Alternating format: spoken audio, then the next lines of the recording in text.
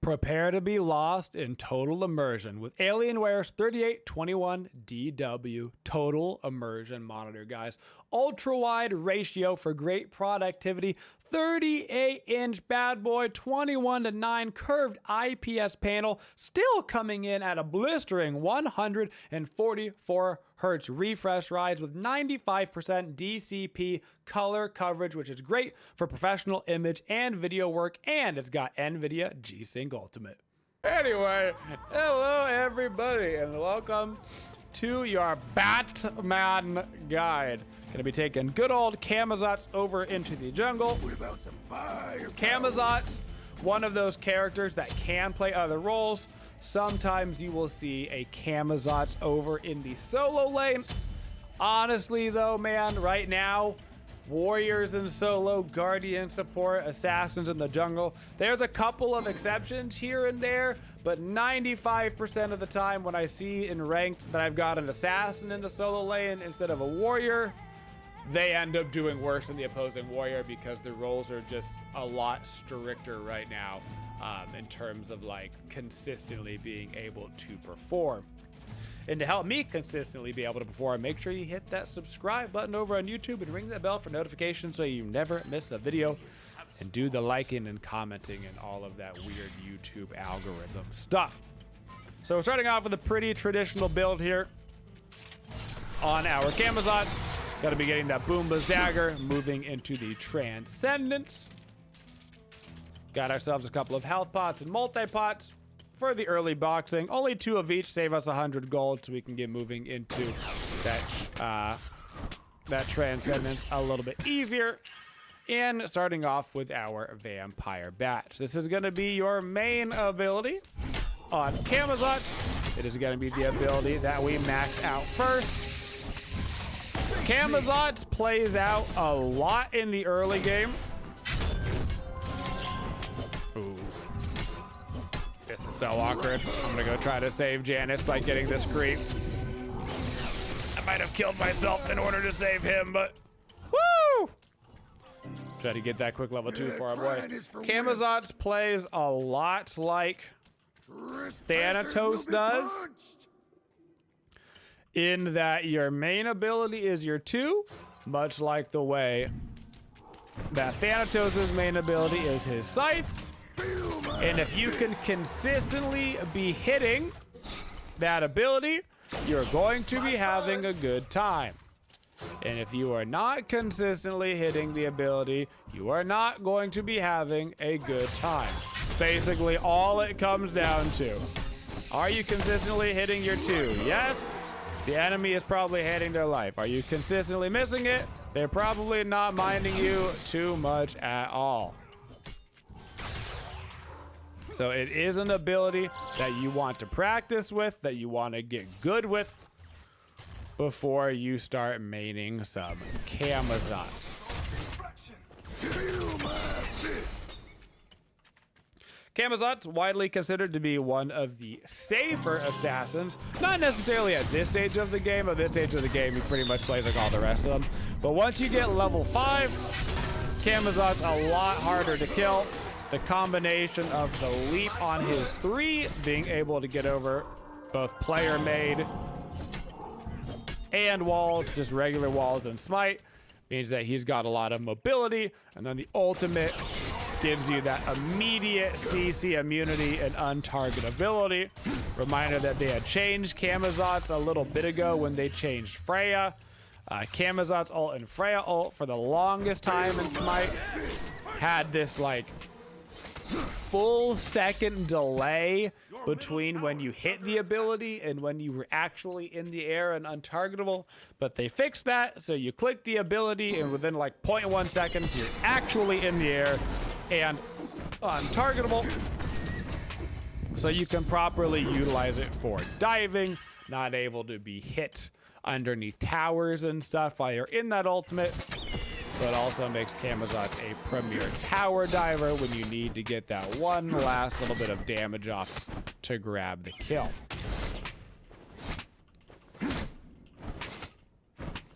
Much like a lot of junglers right now, though, your priority is going to be on farming in the early stages of the game. You want to make sure you don't fall behind in the XP department. Now, I've got a Bastet kind of close to me, so I'm going to start moving over to her. He wants to fight that Cabrakan. I do have my ultimate up. We've got some creeps out here tanking. I was hoping that that Cabrakan stun was gonna hit the Bastet. Unfortunately, it doesn't, and now we've been put in kind of a awkward predicament here. Gotta blink away from the Bastet ult. If she gets stunned right there, she dies. Unfortunate that I didn't quite reach him. So for that ability order on Camazotz, you're going to be leveling up your ultimate whenever you can. You level up your ultimate because not only does it give you damage, it is also going to give you cooldown. Pretty universally in Smite, you level up the ultimate first, and almost exclusively so when your ultimate lowers in cooldown when you put points into it. Just kind of a general rule. If you can put points in your ulti and it's going to lower in cooldown, chances are you want to get it. After your ultimate, you're going to be maxing out your 2, and then you do have a little bit of a choice between your 1 and your 3. Just depends on how aggressive you're going to be playing compared to how defensive. I prefer to level up Camazotz 4, 2, 1, 3, because that 1 is going to give you a bunch of extra power. Reminder that when you pick up the Echo, you're going to be getting a power buff off of this. So I like the extra poke damage and the extra physical power. Ooh, if you're over, say, in the solo lane doing a tankier build, I'm trying to talk here, Camazotz. All right, relax, buddy. We cool? If you're playing a little bit of a tankier Camazotz, then you might want to level your 3 because you do get a bunch of sustain, plus you get the cooldown over there. So you can more efficiently stick around in the laning phase. But as a jungler, I'm usually just looking for some more damage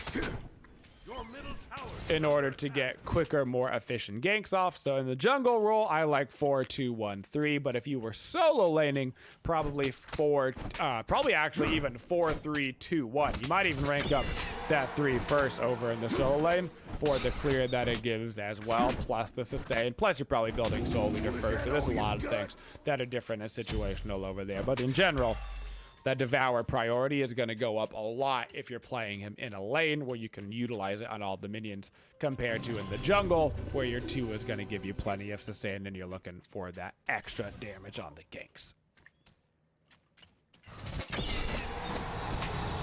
Camazotz, also like a Thanatos, enjoys a good early game fight because he's got an ability that does a lot of damage and gives him sustain all in one. Those kind of gods tend to do well in Smite in the early stages of the game. Thanatos, Arachne are the first 2 that come to mind.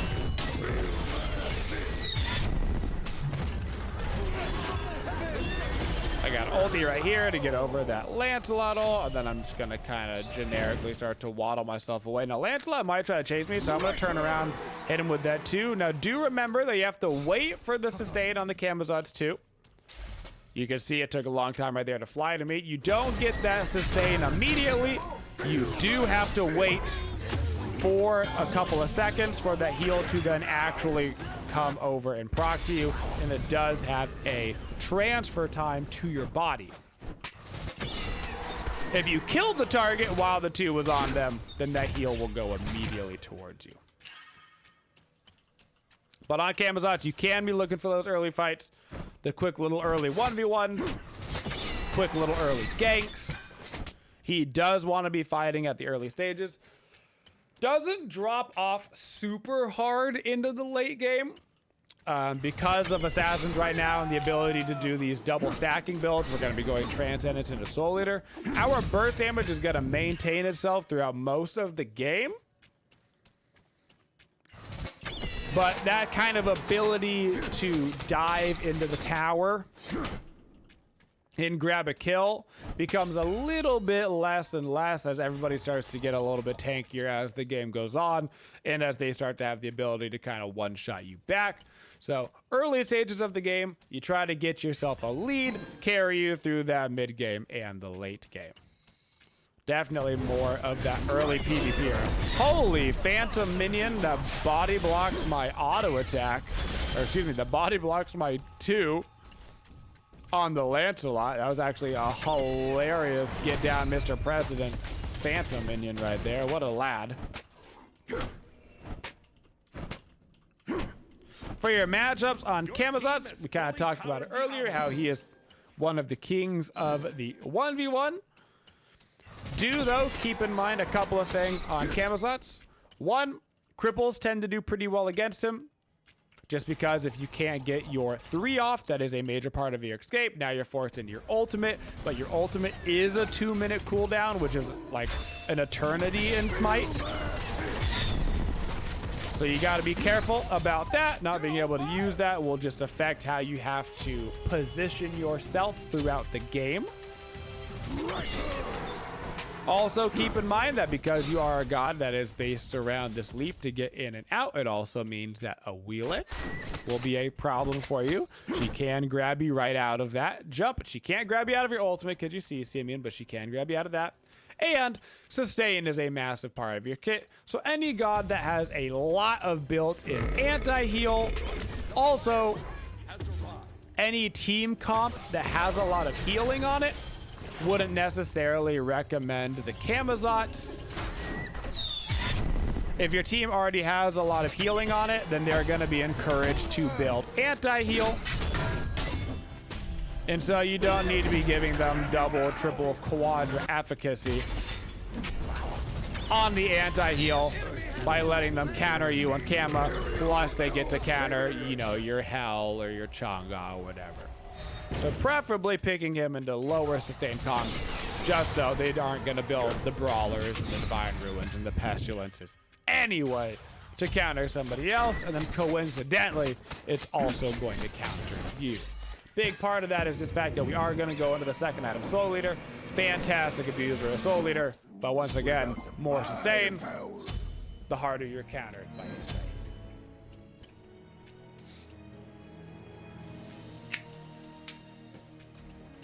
It's a great time to get some G Fuel in your mouth hole. Gotta stay lubricated.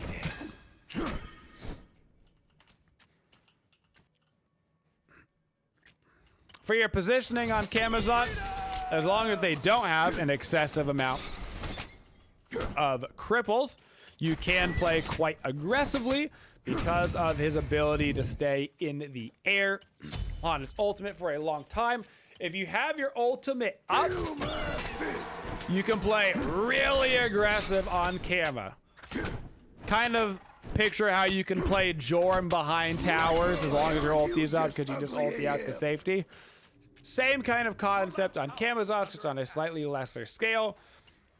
You can blink into a fight, smack him with some abilities, leap out. If the leap isn't enough to get you all the way out, well, then you just follow that up with a nice little ulti, and chances are you are going to be well out of harm's way with that combo. So your standard ability usage on Camazotz is you're going to blink into a fight or a jump. You're going to follow up with your 2. You want to get that slow on them immediately. Then you're going to follow up with that 1 for the poke. And then trying to keep your Devour up for a chase or an escape if you need it. Being able to initiate with that blink does mean that you can keep your Devour up, so you can chase down the target if they're dashing away, or you can run away yourself if they're dashing in towards you. If your blink isn't up, obviously you're going to have to use your jump to go in, and then hopefully you have your ultimate to chase or get out. As nice as it would be on Kama to be able to use the 1 first, a lot of players want to use the 1 first for the Echo because then you get that bonus power. 80-90% of the time, it's just going to be more beneficial to blink and immediately use your 2. They're going to be caught a little bit off guard. It's going to be a lot easier for you to hit your 2 right off the bat like that, compared to blinking in, hitting your 1, getting the bonus power, and then trying to hit vampire bats. That combo is a lot more difficult, and you don't get a ton more damage off of it. So the consistency of just being able to land the 2, get the slow on them, way better. If you're a perfect player and you land every ability because you're just so damn talented, then the 1 to 2 is technically more damage. But it's only more damage if you hit it every time. And Camazotz is 2, notoriously difficult to hit. Gonna jump myself in towards this Bastet. Gonna grab that quick kill on her. Keep in mind, because your 3 is a leap, it does mean you can use it for some untargetability frames. So like if Bacchus is trying to flop on me, right when he's about to land, I can just up, down, jump right over it, or his stun, any CC really. You can just jump right over, which is very nice. You can utilize that just like the way that you would utilize a Chang'e 2 or so, as long as you are not crippled.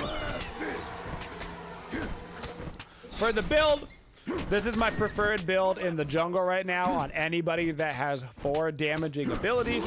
If you have 4 damaging abilities and you have the ability to proc a lot of damage, Transcendence plus Soul Leader is a ridiculous amount of damage, plus it's a ridiculous amount of sustain, all rolled up in one. They've got that warded, and there's actually a Bastet nearby, so I gotta be a little careful off of this.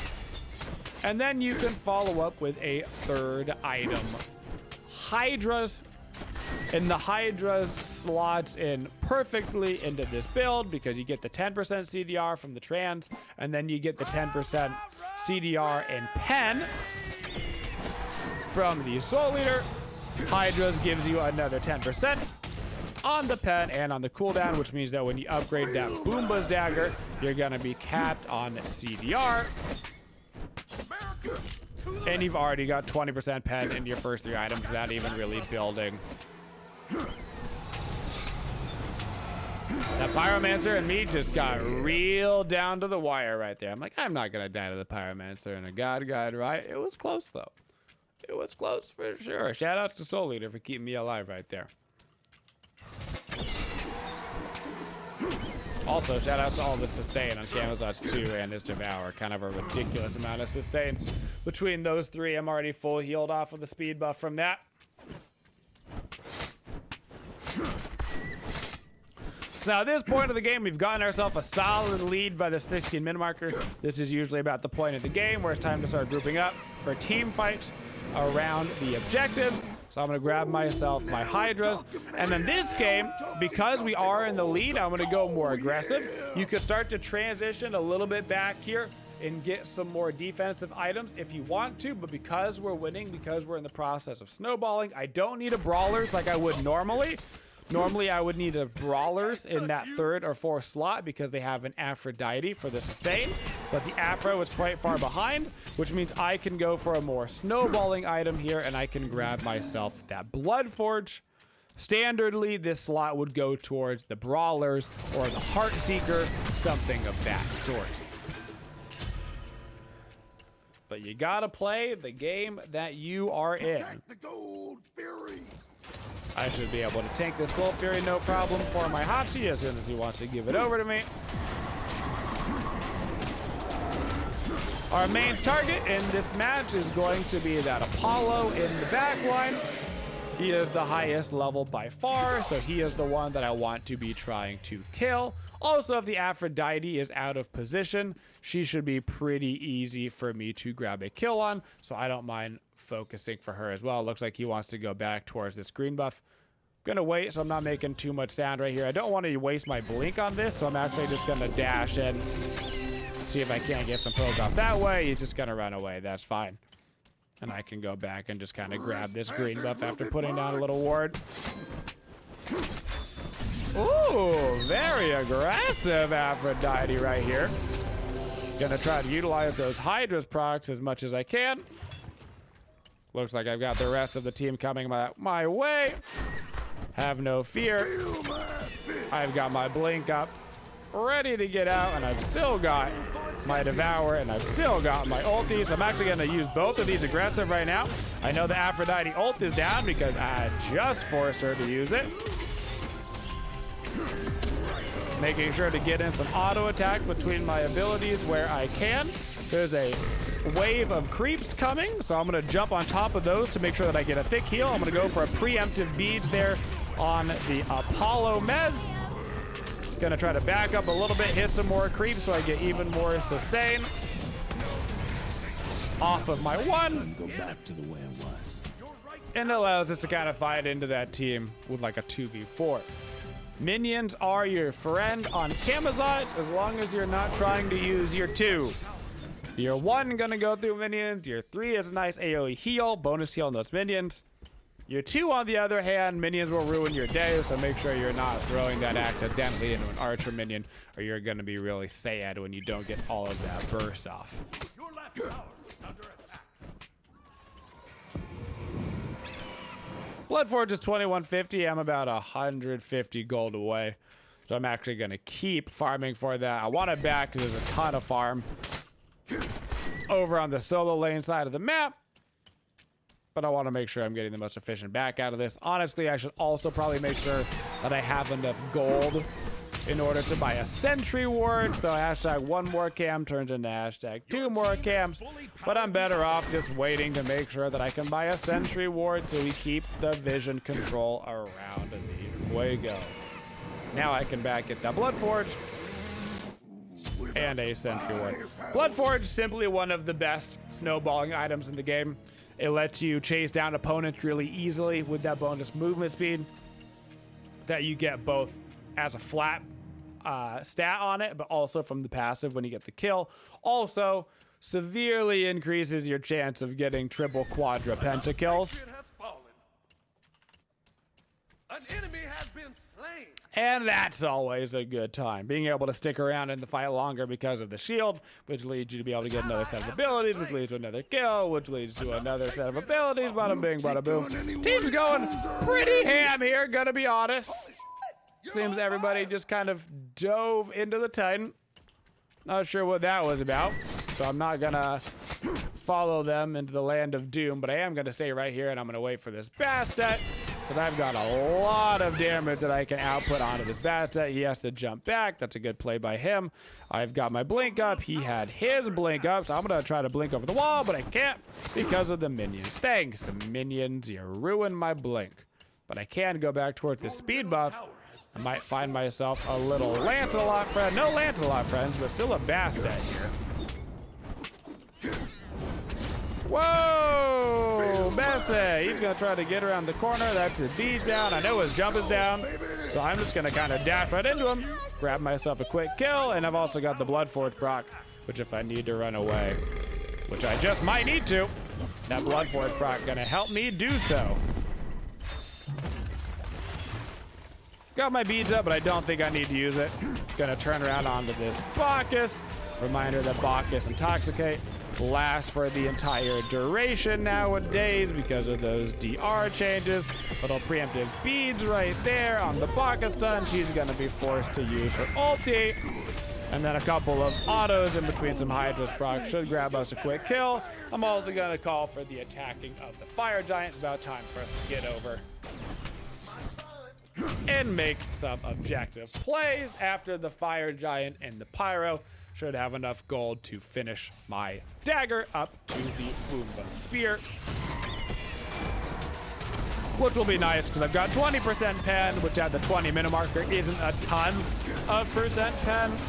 Now I'm gonna zone out this Lancelot a little bit. Let's just make sure he can. Ooh, that was a really good blink from the Lancelot actually. No zoning at all for me. Great attempt right there from the Lancelot. Blinks right over me, ulti's right on in. That would have been a sick steal. That was actually a really good play. It didn't work, but it was still a sick play.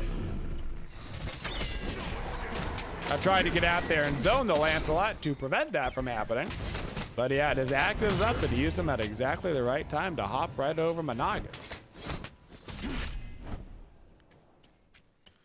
Alright, after we're done with our last little farming here, we're gonna head over to the left lane Two reasons why we're shoving left lane at this point and not a different lane. One, it's the only lane with towers left in it, which is nice.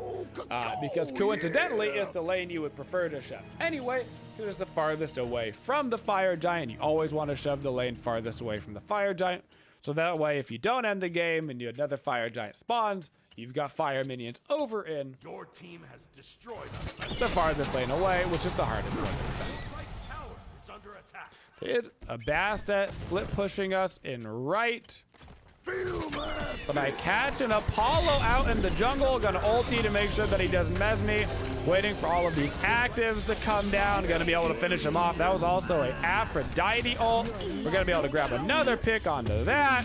Gonna keep chasing down. I've got the shield from my Blood Forge to start to take a lot of damage right there. So I've actually got to be a little bit careful. That's just jumping in hard over on the Hachi. So I'm moving over towards her. I got my blink up. She is still in combat. One little Hydra's proc here. If I can land an auto! Jeez Louise! Can't be missing melee autos, son. And that grabs us 4 kills, and we should be able to put this one away right here. So being able to go fight with Camazotz early, very important. You got to have confidence in those early fights, particularly once you get level 3, once you have each one of your abilities up. Very hard to fight into that Camazotz. Great ganking potential, great tower diving potential. And of course, a bunch of ridiculous sustain, especially when you go the double stacking build. I highly recommend it on a lot of your assassins right now in the jungle, particularly if they have 4 damaging abilities. Transcendent stacked plus a Soul Eater stacked is not only a bunch of damage, but also provides you with a bunch of survivability, because the more damage you have, the more you're healing from your abilities. The more you're healing, the harder you are to kill. It's kind of a gnarly combo right now. It's a little bit overtuned, if we're gonna be perfectly honest, guys. And that is your Camazotz Jungle Guide. Don't forget to subscribe and ring that bell for notifications. But seriously, please do it. Thank you for supporting the Twitchiest community. If you'd like to see more videos, make sure you subscribe to the channel and always hit that bell for notifications so you don't miss any of the upcoming videos. Thank you for all your support and have a twitching day, y'all.